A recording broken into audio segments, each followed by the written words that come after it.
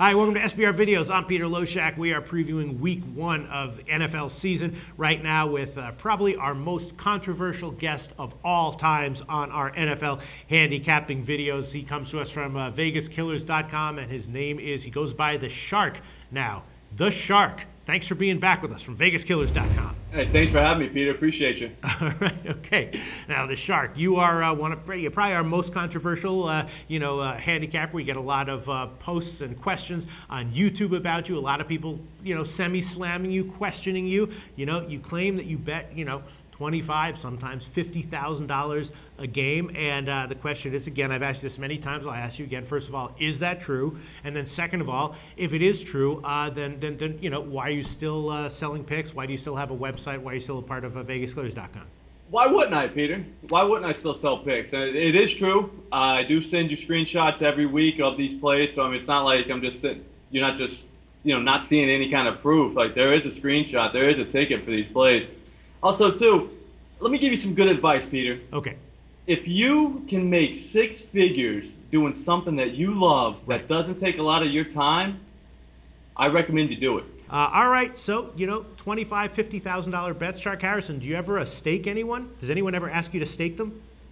No, never get that question. Nor would I. I mean, there's just no reason to. Yeah, bad idea. Don't ever do that. In my opinion, it's a bad idea. It's a lose-lose almost every single time.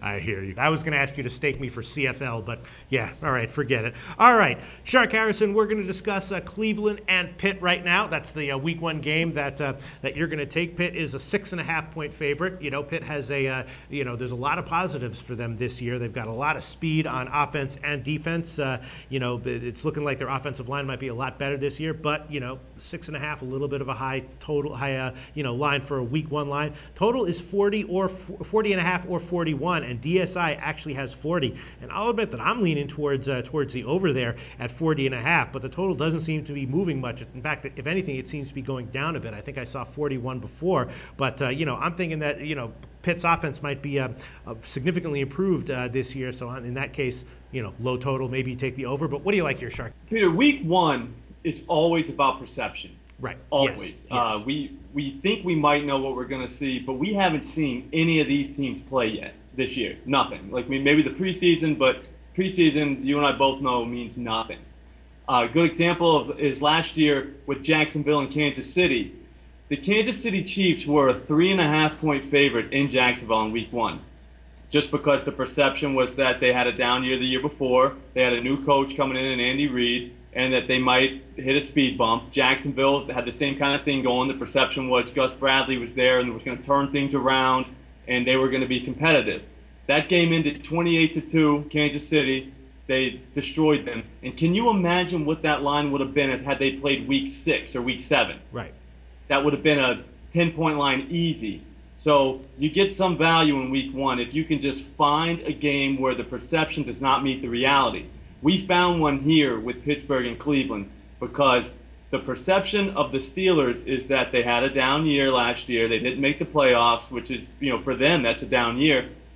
They went 8-8, though. They went 6-2 to end the season. People forget that they lost Marquise Pouncey 8 snaps into the season. So their center, they were without, and they lost the first 4 games of the year. I think because of that, the center is the most underrated position going. Yes. And lose a one like Pouncey 8 snaps into the season, it throws a wrench in everything you're trying to do. He's back this year, and he has Foster and DeCastro right next to him. So those 3 together are probably the best interior line that I can think of off the top of my head. They've got the greatest show on grass running behind them with Le'Veon Bell and LeGarrette Blount. So they will be able to run between the tackles all they want. The 2 tackles, Beachum and Gilbert, should be able to protect Ben a little bit. I think it was Gilbert that gave up 11 sacks last year. That's not that many, and he should improve on that. I think the play action is going to work, and I think the Steelers' offense is going to dominate that defense of the Browns.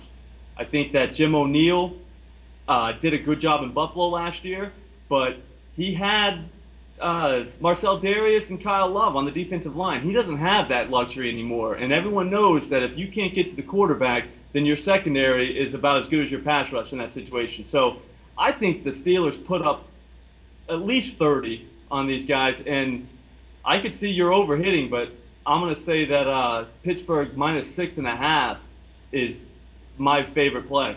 All right, that is kind of how I was thinking. I was thinking that maybe Pittsburgh's offense might take a big step up this year, and I have my note here, would love to lean Pitt, but 6.5 is a lot. Maybe Pitt team total over if it's 23.5, which is what it would be at the current lines.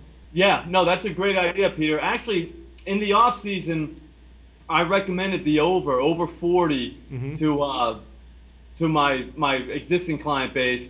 I actually took it off the board. I mean, we're still counting it, don't get me wrong, but I'm not recommending it to the new players just because I think that Pittsburgh's defense, being as fast as they are, and after I've seen Hoyer play quarterback for the Browns, I think that Pittsburgh's defense is going to give them fits in Pittsburgh. So I'm going to lay off the over, but they could cover it themselves, Pittsburgh. I'm telling you, I think that offense is explosive. I think Marcus Wheaton's going to have a big game on Gilbert, that corner for the Browns, that's in his first ever game, and they're going to target him, and Wheaton could beat him. Okay, the Shark. I love it. Pittsburgh -6.5 it is. I'm sold. Thanks so much.